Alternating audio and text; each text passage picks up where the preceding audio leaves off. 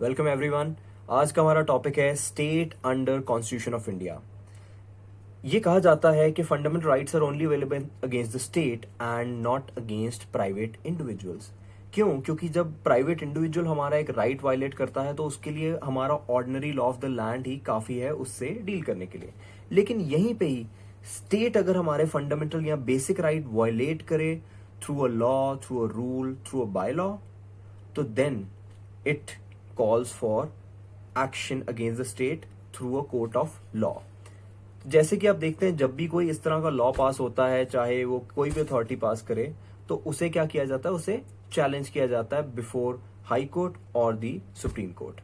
Now क्या क्या definition आता है स्टेट की में और कहां पे है डेफिनेशन स्टेट की, ये पता लगाते हैं। Article 12 defines what is a state.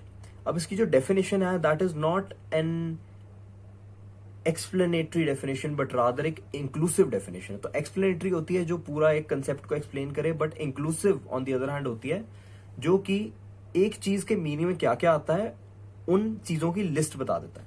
तो यहां पे इंक्लूसिव डेफिनेशन दी गई है और इंक्लूसिव डेफिनेशन में 4 चीजें आती हैं इसकी।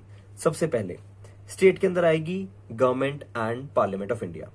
सो ये तो एक तरह से ऑब्वियस ही है कि जो हमारी भारत सरकार है और जो हमारा पार्लियामेंट है जिसके अंदर लोकसभा और राज्यसभा आते हैं, that is included under the states definition.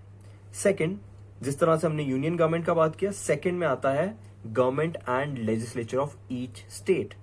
तो इसी तरह से प्रदेश की सरकार और जो प्रदेश की सभाएं होंगी वो भी इंक्लूड हो जाएंगी under the definition of a state in article 12। तो वो भी अगर कोई ऐसे लॉज बनाए which violate our fundamental rights, we can very well approach a court of law to get that same law void।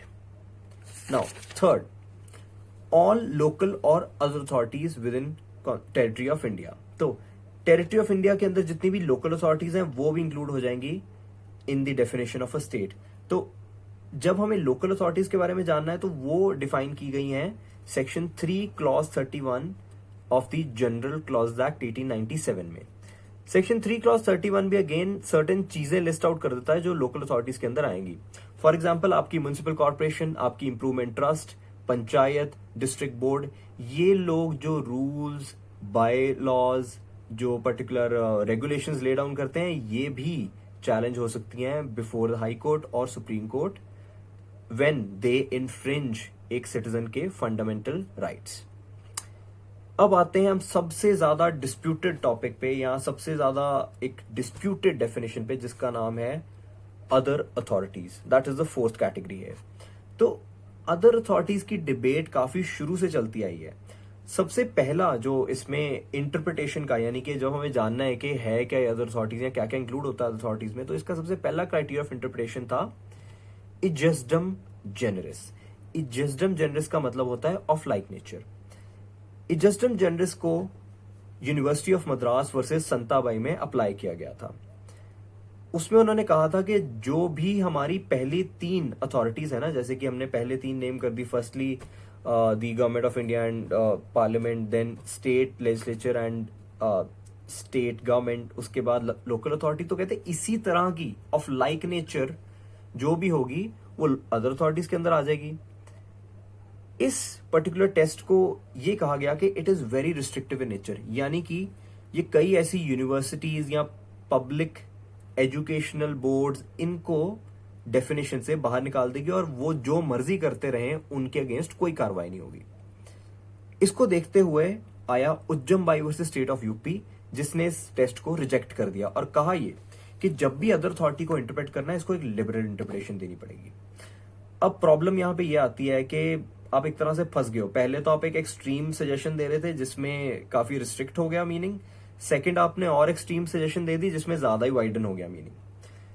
तो बीच का रास्ता निकालने के लिए कई बार सर्टेन टेस्ट या क्राइटेरिया ले डाउन करने पड़ते हैं।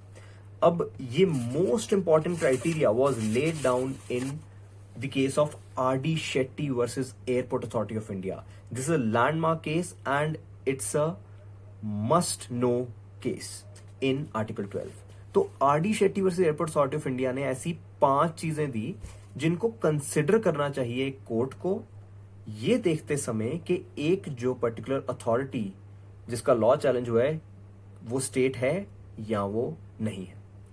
तो एक एक लाइन में उसको खत्म करते हैं। सबसे पहले, कोई भी ऐसी अथॉरिटी जिसका चीफ फाइनेंसर हो, कौन? स्टेट।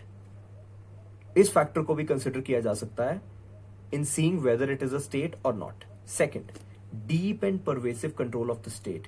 किसी भी अथॉरिटी पे अगर काफी ज्यादा स्टेट का कंट्रोल होगा, यानी कि उसके मेंबर्स या जो अपॉइंटमेंट्स है वो सारी स्टेट कर रही है, तो अगेन उसको भी कंसिडर किया जा सकता है under the definition of other authorities.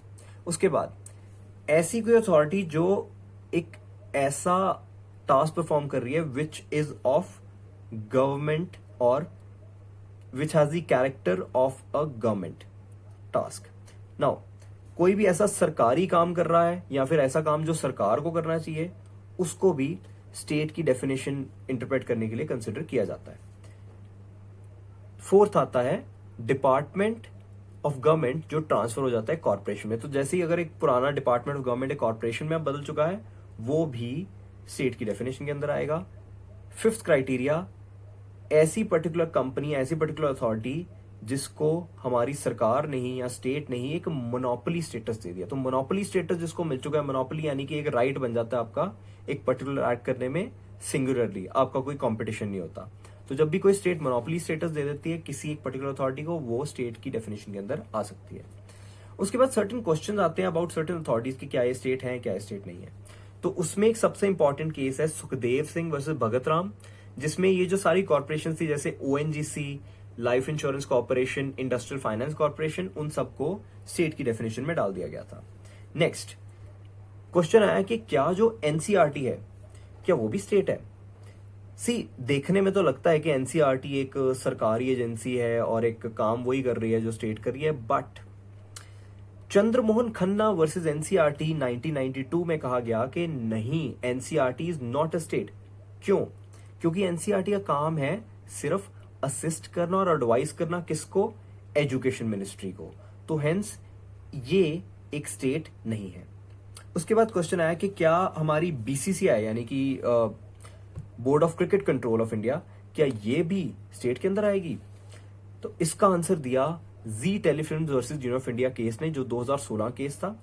इसमें कहा गया कि बीसीसीआई स्टेट नहीं है, बट इसके बाद इसकी कंट्रोवर्सी बढ़ी है एंड लोधा कमेटी जब अपॉइंट हुई, उसने जो एक पर्टिकुलर रिकमेंडेशंस ले डाउन करी जिसमें जजेस अपॉइंटेड हैं, then it is functioning more like a public authority, but again कोई ऐसा पर्टिकुलर जजमेंट नहीं आया जिसने एक डिक्लेरेशन दे दी हो कि that yes it is a state. So अगर आपको क्वेश्चन आए कि वेदर एमसीक्यू में अगर क्वेश्चन है कि whether BCCI is a state or not, answer no. Why? Because Zee telefilm versus union of India इस आंसर को बैक करता है। उसके बाद क्वेश्चन आता है whether judiciary is a state or not. तो इसके रिगार्डिंग भी डिस्प्यूट और कंट्रोवर्सी काफी चलती रही है। इसके दो केसेस बहुत इंपॉर्टेंट है। सबसे पहला हमारा केस है AR अंतुले वर्सेस RS नायक। AR अंतुले वर्सेस RS नायक ने ये कहा कि सिंस जुडिशरी भी कभी आपके फंडामेंटल राइट्स वायलेट नहीं कर सकती एक जजमेंट देते हुए, तो हाँ, ये तो स्टेट में आएगी। बट सबसे जो अच्छी इस चीज को एनालाइज किया गया था, वो एनालाइज किया गया था in the case of Rupa Vipin Javeri versus Ashok Hurra. तो इसमें कहा गया कि देखिए, जब भी हमारी जुडिशरी काम कर रही है ऐसा जो है एडमिनिस्ट्रेटिव, तो वो स्टेट मानी जाएगी। फॉर एग्जाम्पल, जब वो पेपर कंडक्ट कराती है, जब वो पेपर की चेकिंग करती है, तो आप देखते होंगे कि जब भी पेपर की चेकिंग या पेपर कंडक्ट कराने में कोई प्रॉब्लम आती है तो तुरंत ही हाई कोर्ट्स में पिटिशन फाइल हो जाती है। क्यों? क्योंकि जब judiciary is performing administrative function, yes it is a state, but यहीं पे जब वो अपना फंक्शन एज जुडिशरी या फिर जुडिशियल फंक्शन परफॉर्म कर रही है, then it is not a state. इसी के साथ आज का हमारा वीडियो खत्म होता है। Please do message me if you have any video request, या फिर आपका अगर कोई भी कंटेंट है जो आप मेरे साथ शेयर करना चाहते हैं, please follow my YouTube channel. Thank you.